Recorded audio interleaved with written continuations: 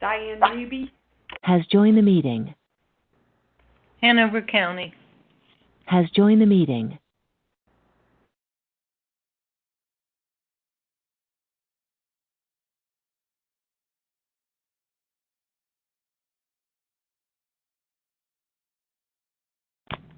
Randy Helwig, Stafford County. Has joined the meeting.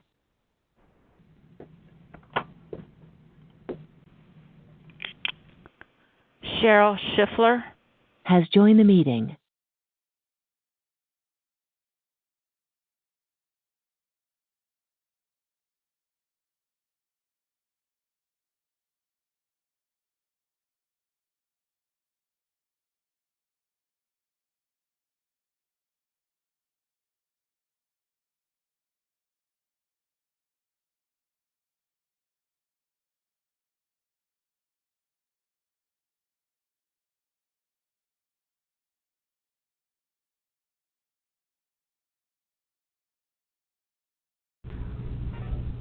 Tina Has joined the meeting.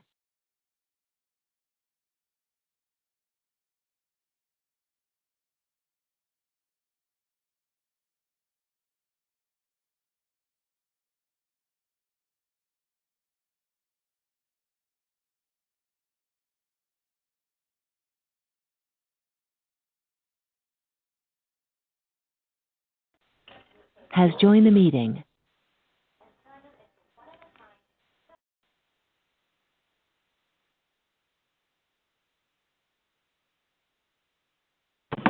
Savannah County. Has joined the meeting.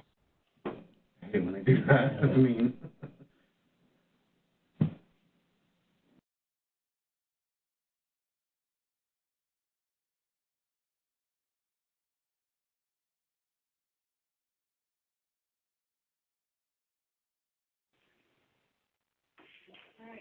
Hi, everybody on the line. This Loudoun is, County Has joined the meeting. And we'll get started in just a quick second here. We have you all on mute, and we're going to be on mute for a second too, and then we'll get started. Thanks.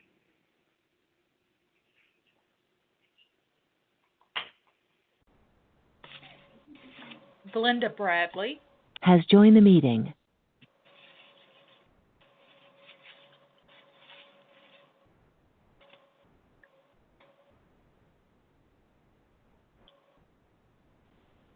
Stephen King, Rockingham County.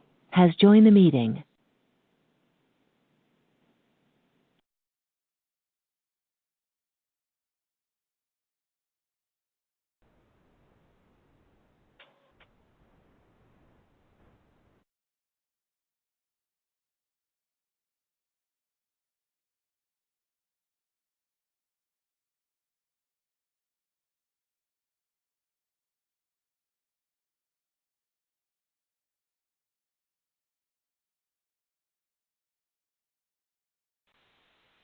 Susan Crawford. Has joined the meeting.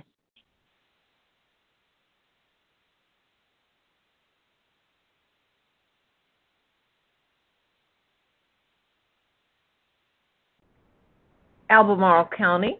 Has joined the meeting. Deborah McCann. Has joined the meeting. Okay.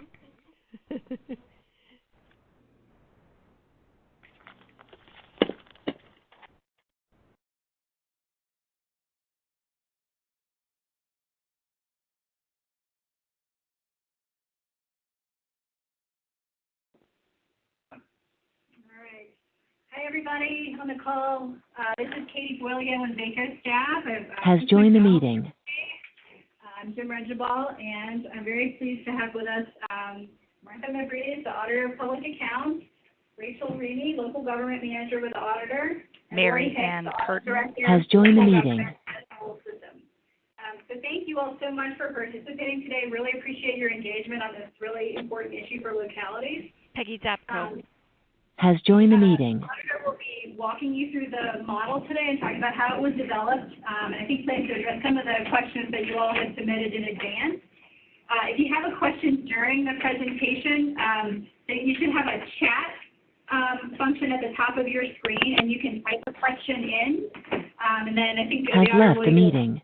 address questions as she goes or deal with the Christina questions Jackson. at the end. Has joined the meeting. We are recording this, and we'll make it available for you after the webinar concludes. So if you had people in your office who wanted to participate but had a conflict, they should be able to watch it afterwards. So thank you very much. This is our first time using this software, so I appreciate everyone's patience getting going. And I'll be handing it over to Ms. McReedit. Thank you all. Thanks, Katie. We're glad to be here today and have this opportunity to kind of give you an overview of what we've been doing and what it means and what it doesn't mean.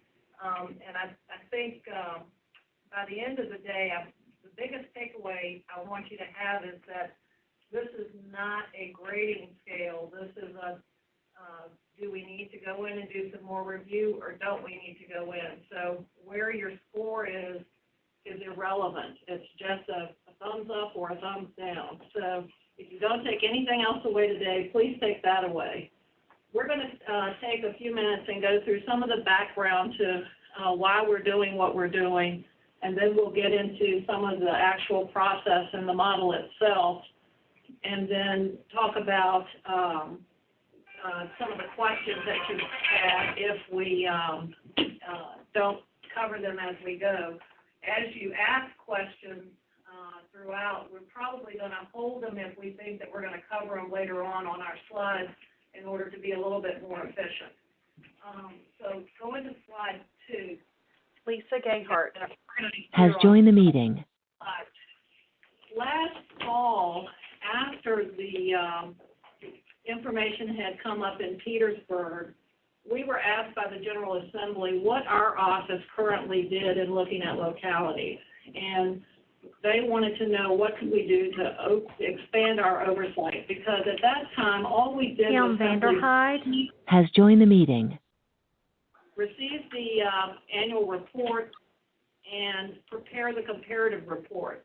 And we would report if folks had not sent that information in to us, but we really didn't do any in-depth review of that information and let anyone know if we had concerns about that information.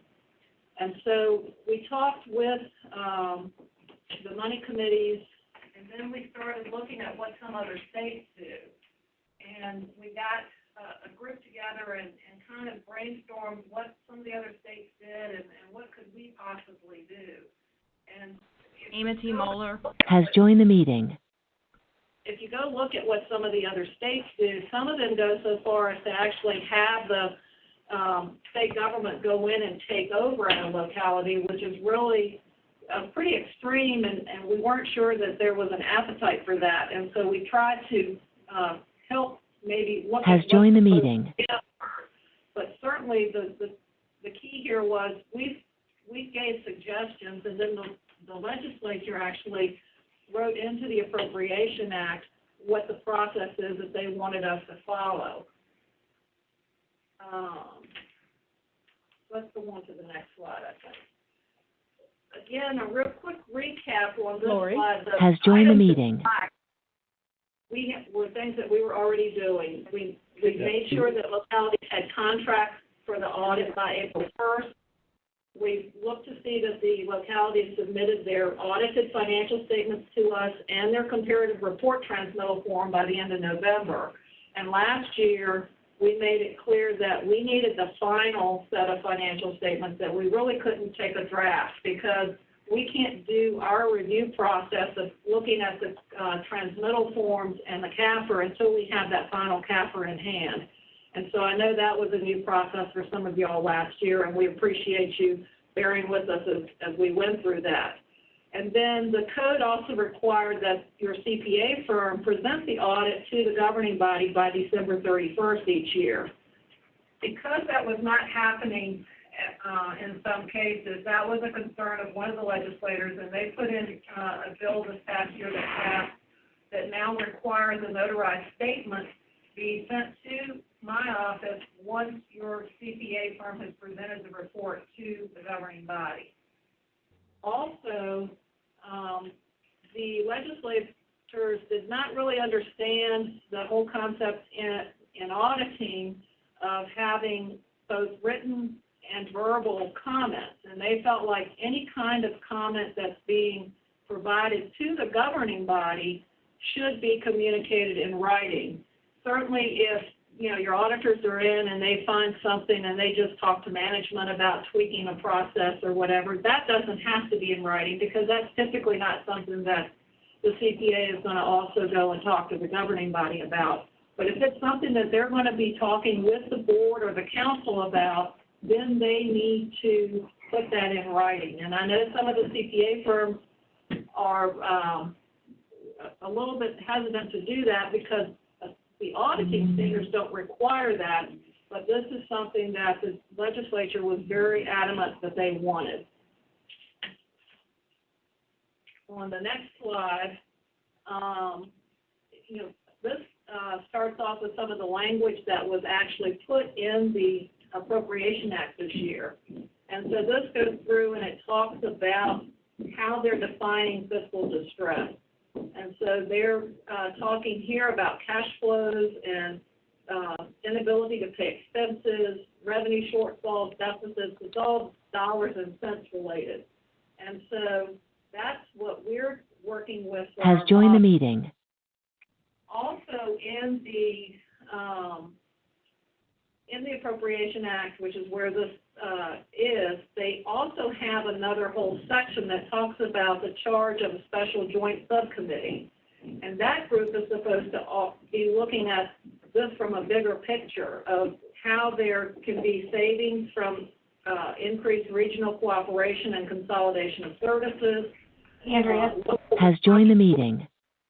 For service delivery of state-mandated or high-priority programs, causes of fiscal stress among local government, potential financial incentives, and other government reforms to encourage increased regional cooperation, and the different taxing authorities of cities and counties. And so as we work through our process and glean additional information, we'll be sharing that with this group, and then they'll be using some of that knowledge as they work through these additional things.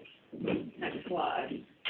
So on slide 5 now, the legislation required us to establish a work group to develop criteria for a preliminary determination.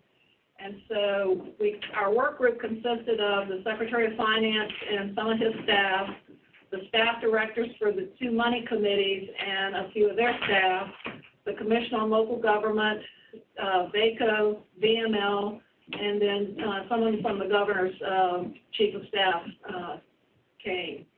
And we tried to put our heads together and talk through the model that we had developed. Our whole, one of our premises was has joined the meeting.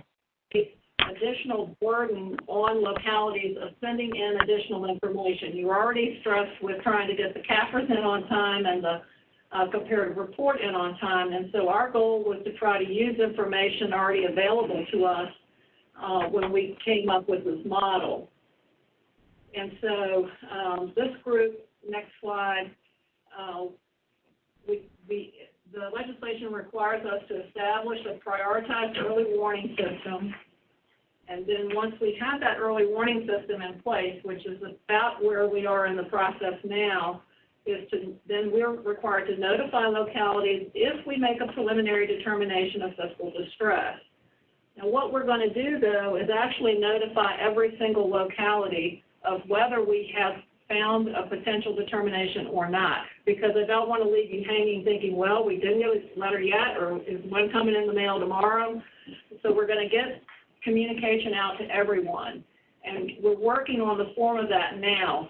One of the things I think we want to try to do is give you in that communication the information on the ratios that we calculated for your locality are, so that you can look at that, and if something looks way out of whack, in case we've keyed something wrong, you'll have a chance to vet that information. If in the case of your localities that we've actually found where we believe we want to do some follow-up, if we're looking at the ratios, it causes us concern, then we will request the county to complete a questionnaire that we have and send that information into us, and then we will have someone sit down and look at that and then meet with officials to kind of talk through it.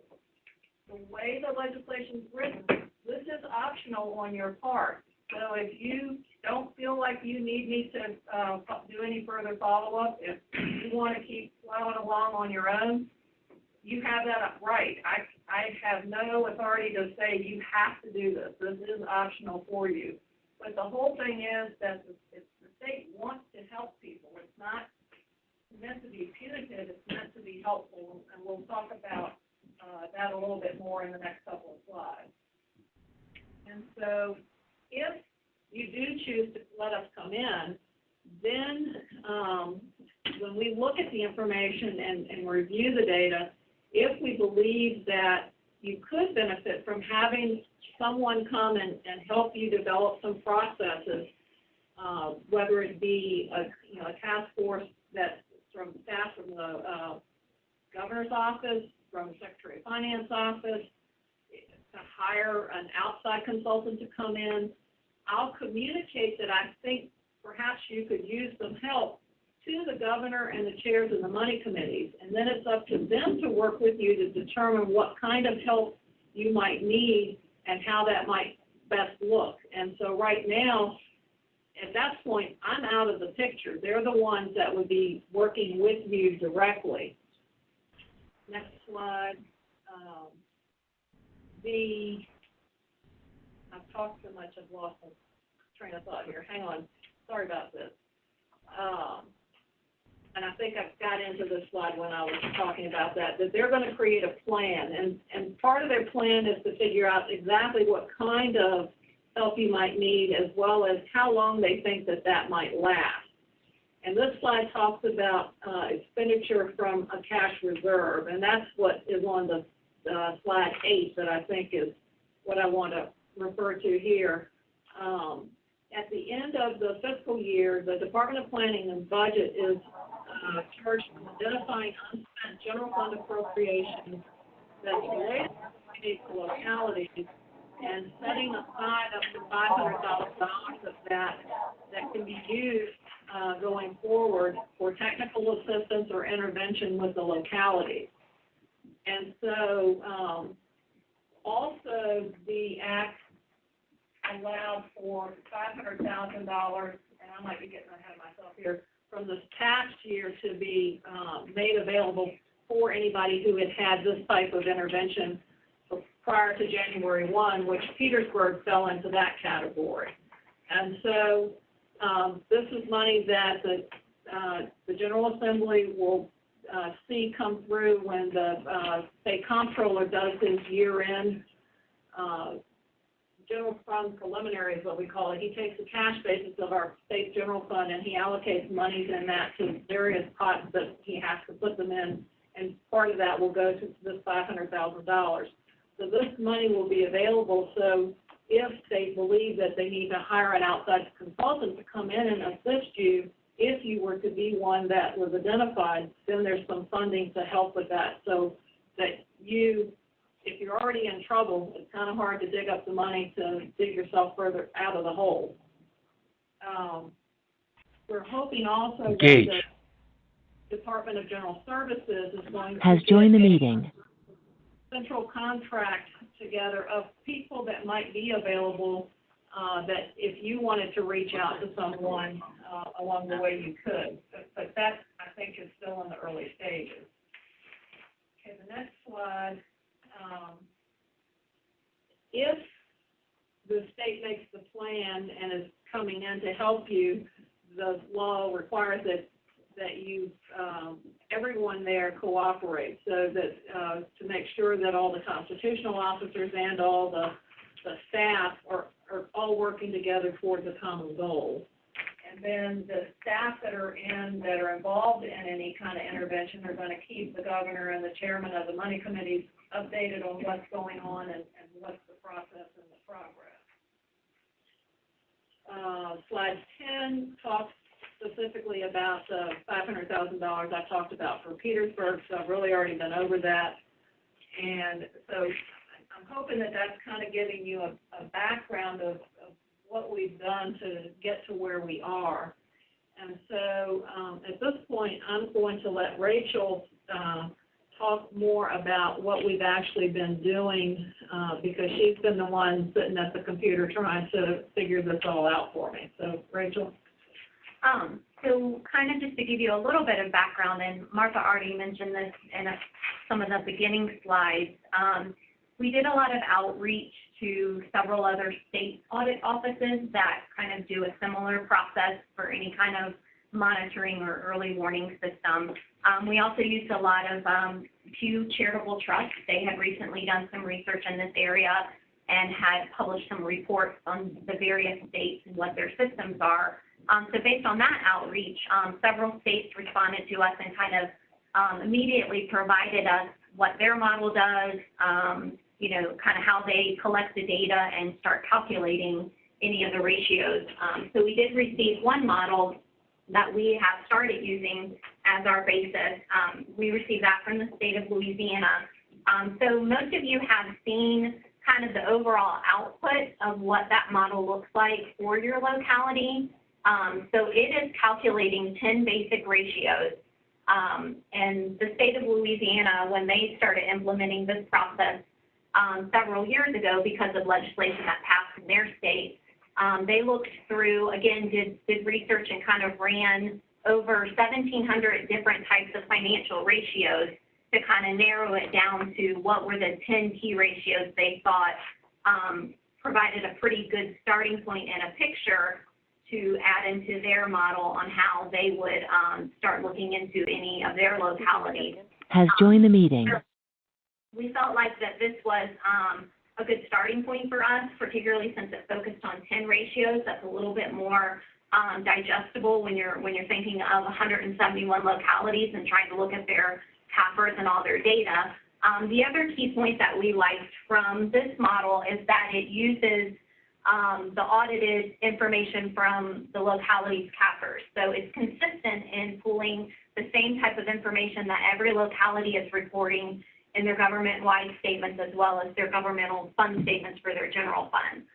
So we kind of like that aspect as well. Again, as Martha mentioned before, not wanting to put an additional reporting requirement on the localities, we thought it was key for us to immediately start into the process where we can go into, based on current reporting requirements, and pull information from the localities CAFRs to calculate these ratios on our own.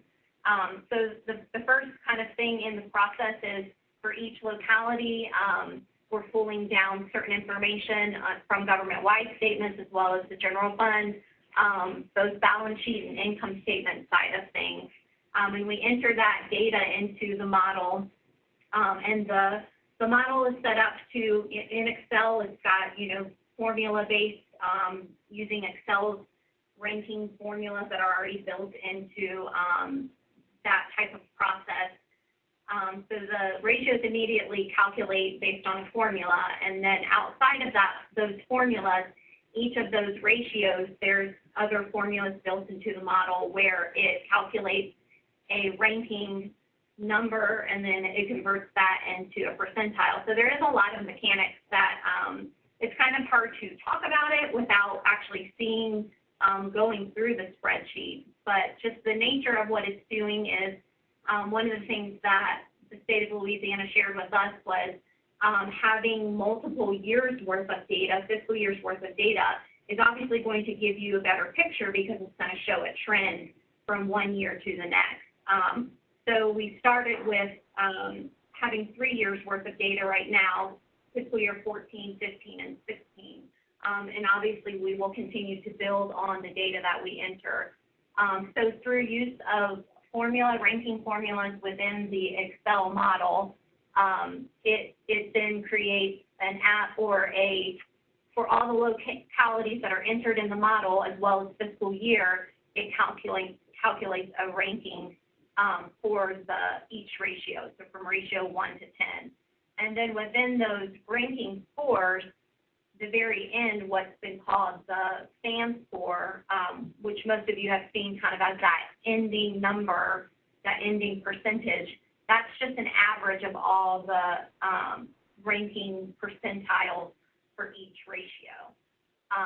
And again, it's all based on the localities data for each fiscal year that's entered into the model to create that comparison across each locality.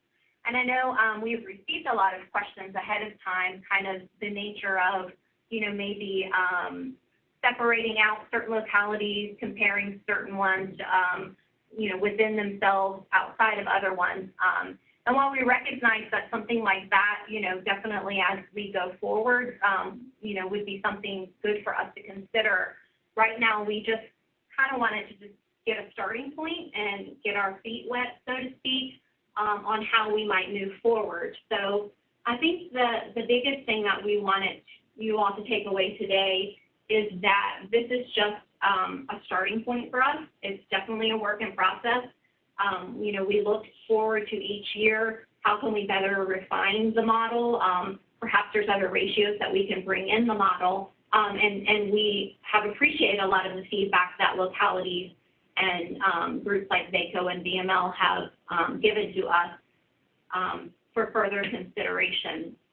And then at the very end, the last bullet on the slide is kind of us, that very end, what's called a SAM score, is what we're using as our starting point to make that preliminary determination.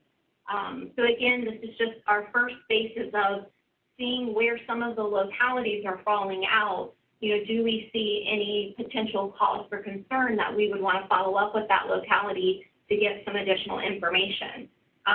So, again, just kind of thinking, I believe Martha mentioned this earlier, not necessarily being so focused on what's the SAM score, am I at 50% or am I at 75%? So, is 75% better than a 50%? But it's more of us taking a first blush at what are the scores and more of evaluating if you come under a certain percentage, which for now we are using an overall cutoff score of less than 16%.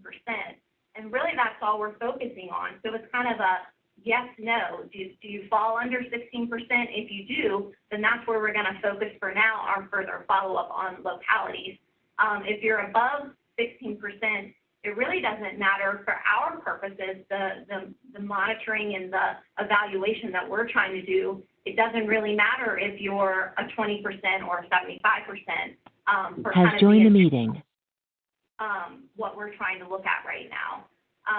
So again, after the ratios are accumulated for each locality and the SAM score is calculated, that's kind of our driving point to see, all right, our cutoff point for now for 2016, since that's the most recent audited financial statements we have, is to look at any Stephen locality King, from a Rockingham County. Has left the meeting.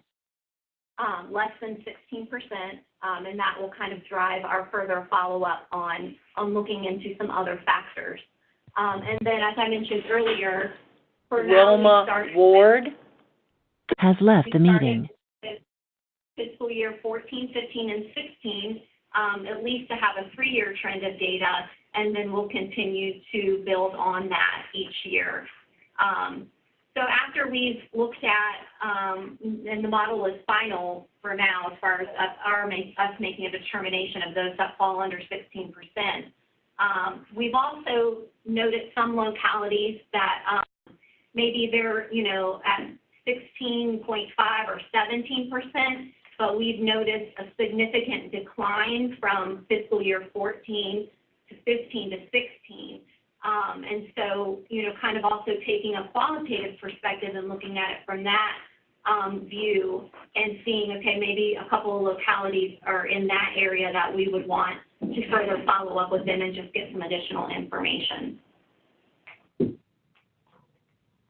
So the next couple of slides, again, I believe in information that you've received when you saw kind of the output of the model. You also received an overall document kind of describing the 10 ratios, how they're calculated, specifically what amounts are being pulled from what financial statement, and then kind of the overall has left the meeting.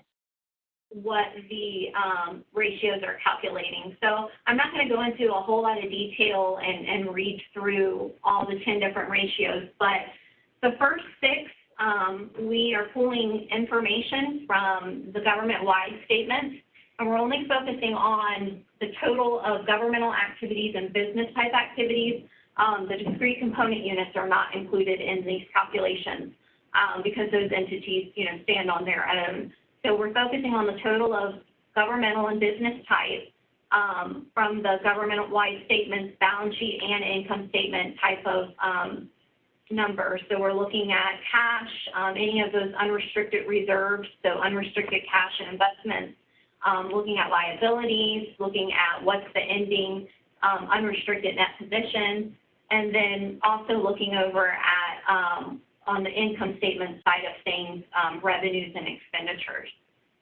And then the last 4 ratios, we are pulling data directly from the general fund, governmental funds, just the general fund column. So again, kind of from the aspect of a locality's general fund is their main operating fund. So looking at, things of whether revenues are sufficient to cover the operating expenses for the year, and then also kind of looking from the aspect of any fund balance, any assigned and unassigned fund balance, is their ability in case of revenue shortfall to kind of help make up in those situations.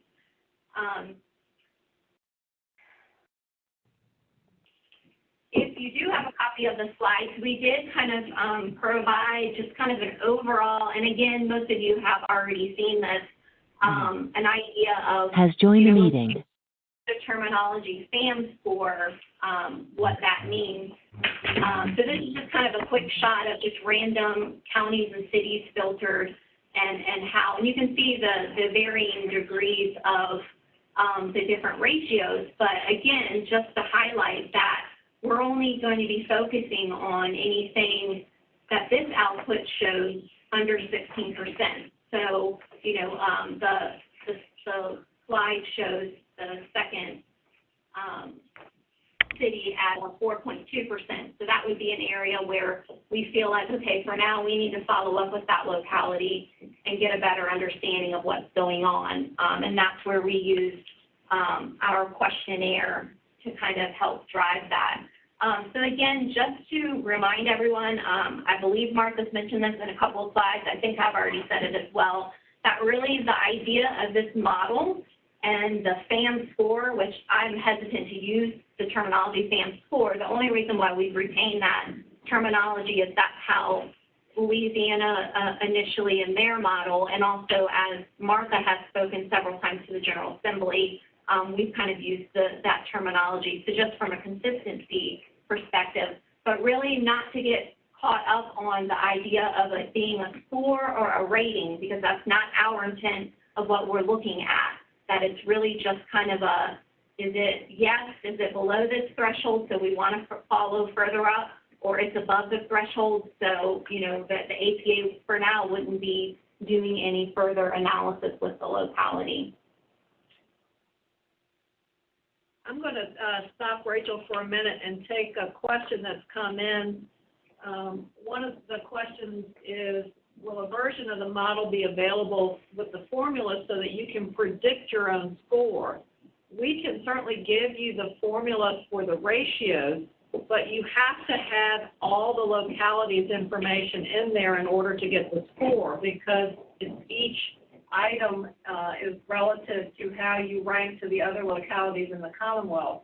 So there's really no way, unless you wanted to have your staff sit and enter every single locality's information into the model for you to predict it. But we certainly can provide the calculation of the ratios and explain the nuances to where we have to tweak them for things like pensions and some other things. So, that's one of the questions that we have had. Another question that's come in asked if we'd run the state in this model. And again, as we've said, this model is not meant to provide a ranking or a score other than a do we need to look at it further or not.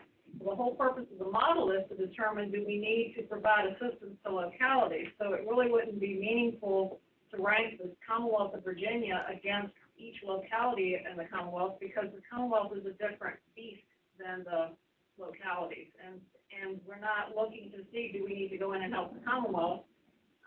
So it's kind of nonsensical for us to do that. So no, we've not done that. And then another question had come in about what effect the model would have on bond ratings.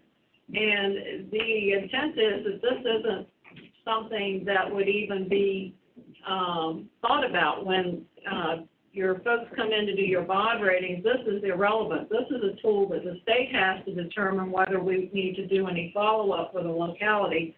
It has nothing to do with your bond ratings. They have their questions and the kinds of ratios that they use to determine if you're a AAA, AA, whatever. And so it's really, the two aren't connected at all. And I think similar to that question, we had received ahead of time a listing of certain questions and concerns that the counties had, and one of them had to do with any potential impact to school funding based on the rankings. So again, to kind of echo what Martha just said, we don't see it as having an impact because APA is just using this right now as an internal model to kind of help drive where we need to focus any potential further follow-up.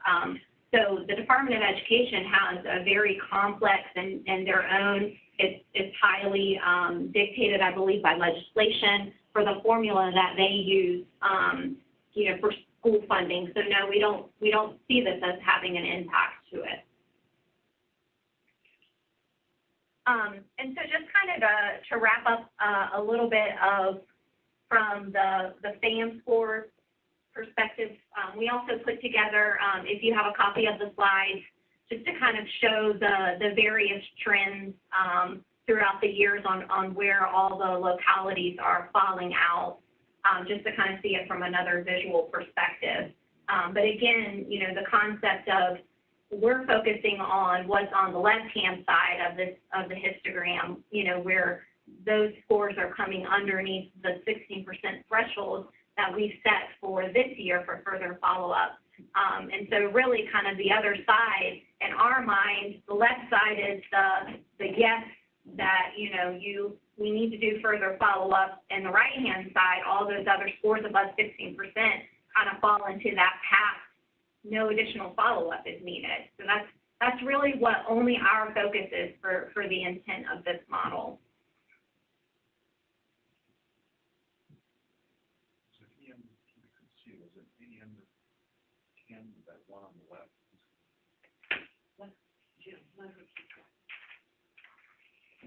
And then lastly, again, Martha kind of spoke to this earlier as far as what our process consists of. So we've ran this model. Again, we were, using the most recently fiscal year 2016 for audited statements we've had. And so for those localities that have that FAM score under the 16% threshold that we have set, we'll contact through letter and say, this is what our analysis has shown. This is the questionnaire that we would like you to complete for further follow-up so that, we can have a better understanding. And I believe most of you have also seen a copy of that questionnaire. We did receive a couple of suggestions on additional questions to add that we thought were very useful.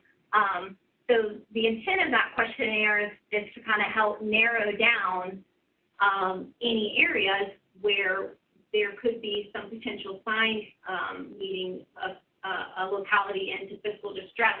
Because we recognize that even there could possibly be some of those localities that are coming under that 16% threshold, but that doesn't necessarily mean they are in fiscal distress. So kind of based on additional follow-up and answers to the various areas of the questionnaire and discussion with management, we will see that they have sound fiscal policies in place that, yes, maybe they are in an area where revenues are declining because of outside economical factors that are beyond their control, but management and the governing body already has a plan in place to address that. So through further additional information from the locality and follow-up, we kind of make the decision of, all right, they're managing within their means and they're not in a state of fiscal distress. So kind of, also keeping that in mind, that just because a locality might be coming under that threshold doesn't necessarily mean automatically that means that they are heading into or in fiscal distress. So the last several slides, again, just kind of walk through some of the overall areas where our questionnaire focuses on. We didn't want to read through all of that information. I think we just kind of wanted to highlight some of the, the questions that we thought important.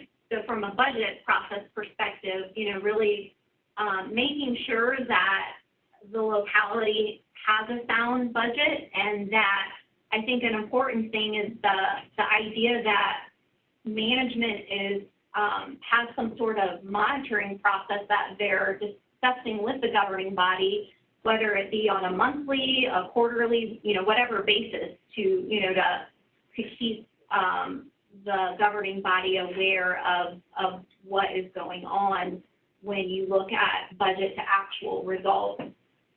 And then I know within recent weeks we've received feedback from a locality that kind of, us also getting an understanding of maybe there's some external factors that have occurred, again, outside of the locality's control, that they've had to consider how does this affect their budget process. So we added a question to speak to that. And then again, we have several areas focusing on debt and borrowing. A newer question that we added was understanding if there has been any changes in a locality's bond rating and how that might affect or impact, where they currently stand. Again, also looking at were there any unusual external factors outside of the locality's control that impacted, perhaps they had to, increase their borrowing because of something that happened. So just, thinking in that perspective. We also received some feedback from another group at another presentation we've recently given to kind of evaluate whether a locality might have a non-essential enterprise type function, whether it be,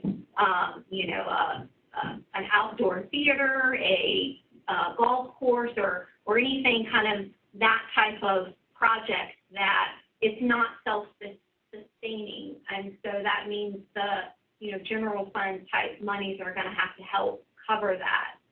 So we added that question pretty recently as well. So we will be providing an updated questionnaire to all the localities. And then again, one of the questions and feedback that we received on the overall area, just kind of a catch-all where we're looking at what's the audit results, have you been timely in your audit, are we still waiting on audited financial statements? One of the questions that we received was kind of getting an overall understanding of whether the local governing body has adopted financial management policies for the locality to provide a framework for sound decision-making and long-term stability. So yes, we recognize kind of the idea of you might be scoring, quote-unquote, low in our ratio calculation, but management and governance has adopted financial policies for how you all as a locality manage within your means. So just as kind of to bring it back around on where we currently stand, so the model that most of you all have seen, we are using those SAM score results as a basis for us to determine whether further follow-up is needed. So for those that we've identified under the 16% threshold that we've set this year, is where we'll focus follow-up, and then any of those that we may have identified that show a significant downward trend, as well as qualitatively looking at any locality that still has an outstanding pending CAFR where we might need to do additional follow-up with those localities. And then again, just to remind you that this is still a work in progress. Definitely the SPAN, the ratio model, is only something that APA is internally using to help drive our process of where we would want to focus further follow-up with the locality, and that we do have plans to continue to refine the criteria. Again, maybe consider additional ratios. I know we've gotten a lot of feedback on, thinking of Has different left the areas, meeting. certain ratios we can add into that.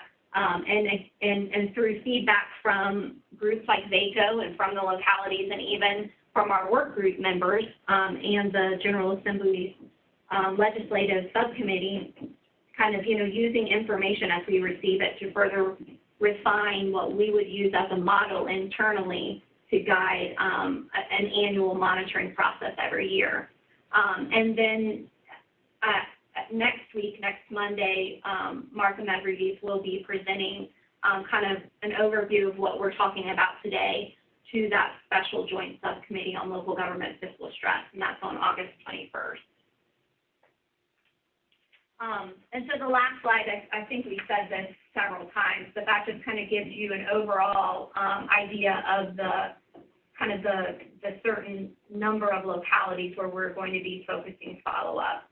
And then as Martha mentioned earlier in the slides, we are definitely reaching out to every locality within the next several weeks. Again, just to give you an overall update on what process we've been working on, give you some more of like mechanics. We're just probably going to do like a facts type sheet to talk through some of the mechanics of what the ratios are doing and what they're calculating, try to help incorporate some of the feedback that we've already received prior to this webinar into that information, and then offer you the ratio calculations in order to use, to continue to use on your own as a self-assessment, as well as our follow-up questionnaire that, even if you're a locality where we're saying, you've fallen out in our model where we're not going to perform any further follow-up, but here's our questionnaire that you may choose to use as a self-assessment tool.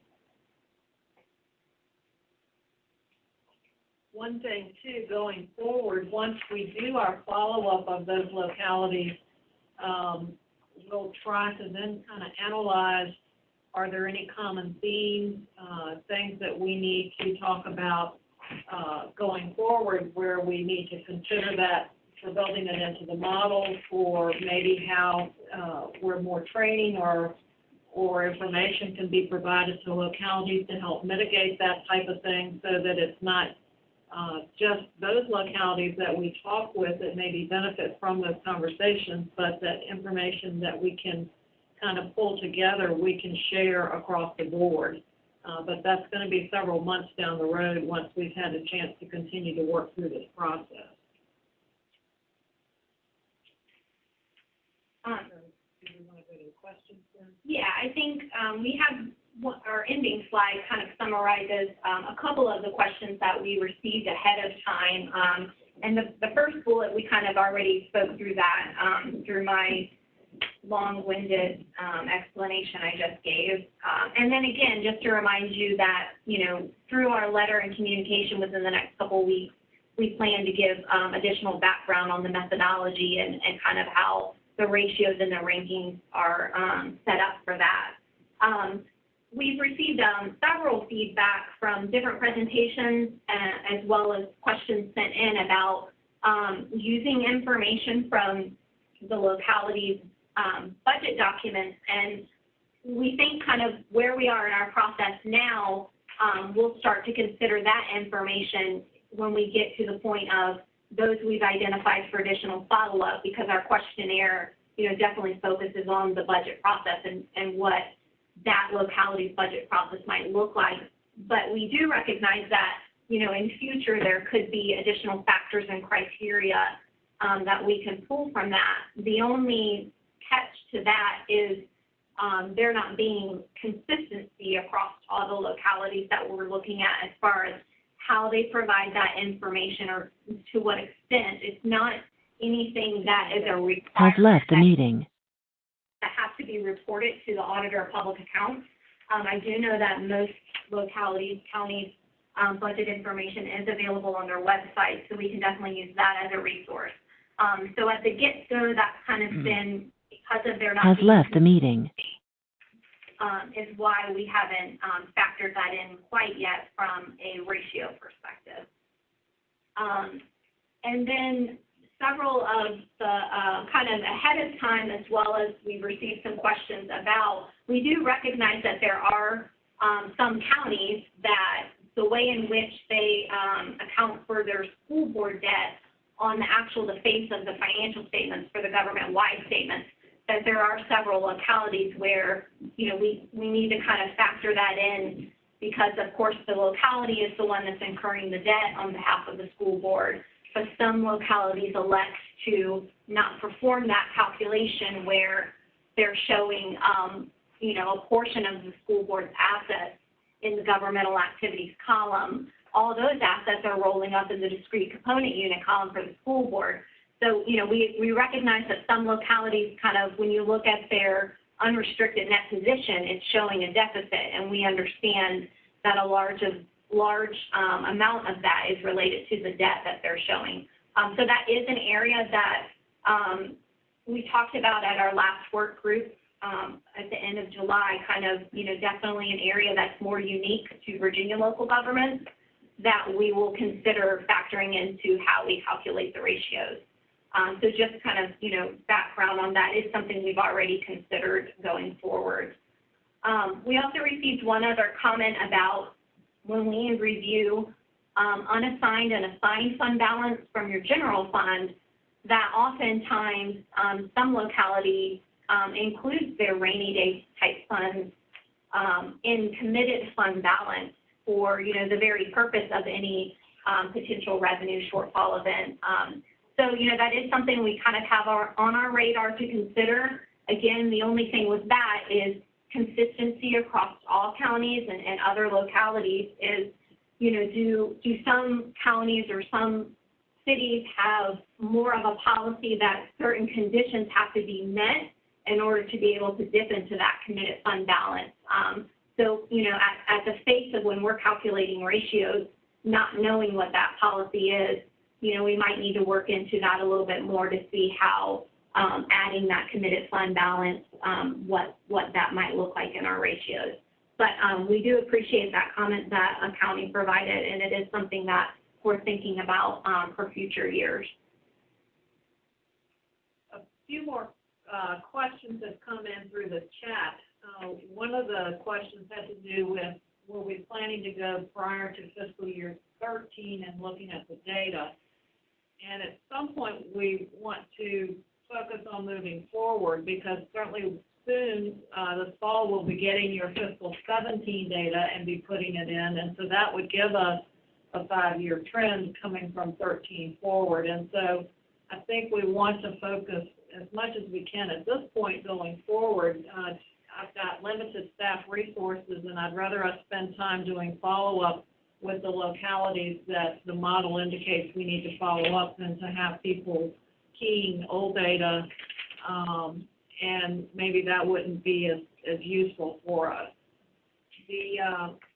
Somebody asked a question about rankings in the 300s. I'm not sure of the copy of the model that was sent out.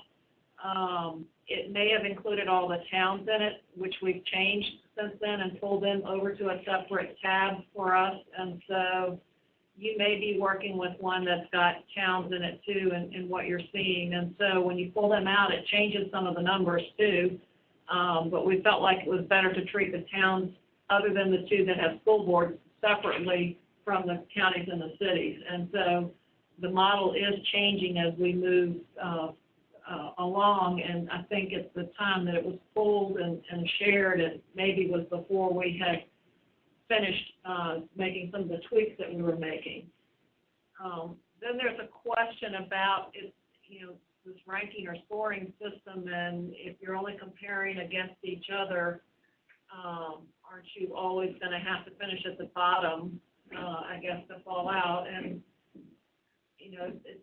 it's looking at 10 different factors, and you could be high in some factors and low in others, and it's trying to just give us a composite score to just tell us, is this something we want to investigate further? We certainly are looking at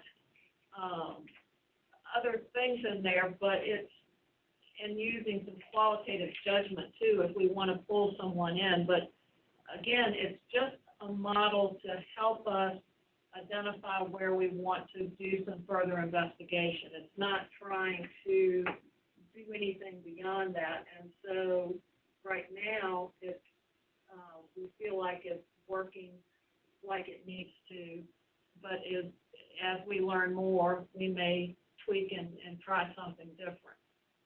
And I think I've covered all the questions in the chat. I've tried to stand back up, and I know several folks had asked about, could we please mute the people coming and going, and as Katie said earlier, this is the first time using the process, and we figured out how to do that, but to do that we had to take the screen off, and so figured that it was better to just try to muddle on through this time, and lessons learned, we know for next time what we need to do. One other question, I meant to mention this earlier as far as specific to one of the ratios that we received. We did, when looking at government-wide ratios where we're calculating, several of the calculations are looking at total liabilities as well as unrestricted net position. And we did intentionally back out the impact of the net pension liability. When we started this process, again,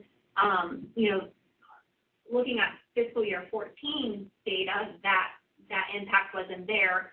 So once we started looking at 15 and 16, several localities immediately had a deficit unrestricted net position because of the impact of net pension liability. So we thought kind of, because GASB 68 is kind of unique to its own self, that for our purposes of looking at, ratios to see is there a downward trend or, are some localities falling down towards the bottom, we just didn't think that it was useful to keep the impact of net pension liability. So yes, you will see in the calculations that we intentionally backed that out from total liabilities and then from unrestricted net position. So once we kind of accounted for that, that brought a lot of localities up to a positive unrestricted net position. So again, that's just to add some clarity on, we did do that intentionally. Yeah, that was making us, it was causing difficulty for us to look at trends because the trend was a deep dive for everybody from 14 to 15, and so we wanted to smooth out that one known cause so that then we could see if somebody still had a deep dive, it was related to something else and maybe was worth looking at. And so if anybody has any more questions, please feel free to type them into the chat box and we can take a look at those. But hopefully this has kind of talked some of you off the edge of the ledge where you've been concerned that your score wasn't good. It's not at one point we had thought about publishing some of this information and we backed away from that because it's really just for an internal use for our office in determining where to do some additional follow-up with folks. And so putting this spreadsheet out on our website that we've got really wouldn't serve any purpose. Our plan is to get with each individual locality. I'm not sure if the legislature is going to want me to send them some kind of a communication that says, here is a list of the few that we plan to do follow-up, or if they really would rather wait to just hear that after we followed up, here are the ones that we believe that there maybe is a need for intervention, and because they will hear that through me reporting to the governor and the money committees. And so right now I've got to get some guidance from them, but the only communication out of my office may be that communication to the governor's office and the money committee chairs if I determine that I think you would benefit from intervention. So it's a new process. I know, people are still getting their arms around it, and, people that like math really want to dig into the details. People that don't like math are going, what's the score mean, and trying to assign a meaning to it that's really, not necessary to do. So, we want to calm folks' fears and, hopefully can be able to, continue to refine this process as we move forward, and have it be just something that we have where, for the few localities that are truly having a lot of difficulty, be able to reach in and help, and provide help for them to keep them from up against a wall where they can't deal with the things that they need to deal with. So, Katie, I don't know. Are there any other questions out there? Scroll back down to the very bottom of the chat box.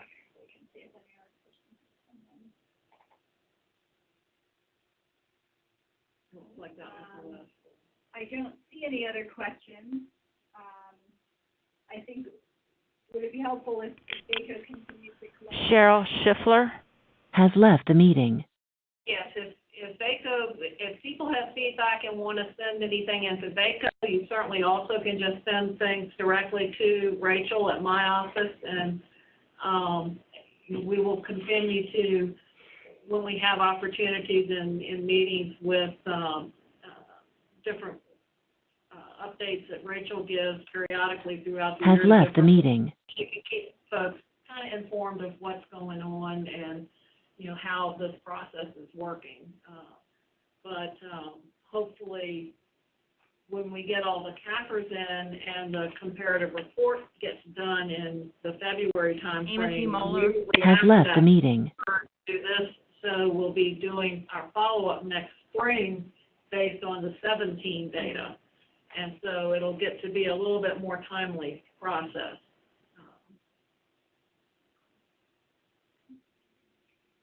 Okay, last call for questions on the line. Anybody wants to type anything in?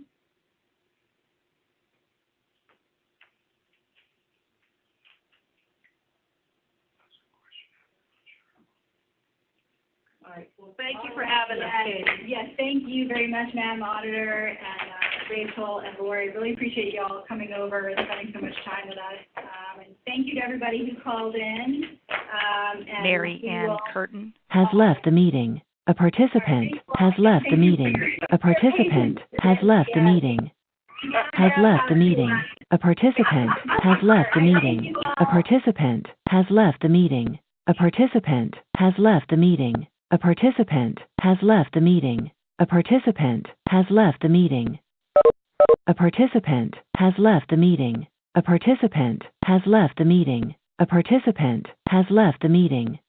A participant has left the meeting. A participant has left the meeting. A participant has left the meeting.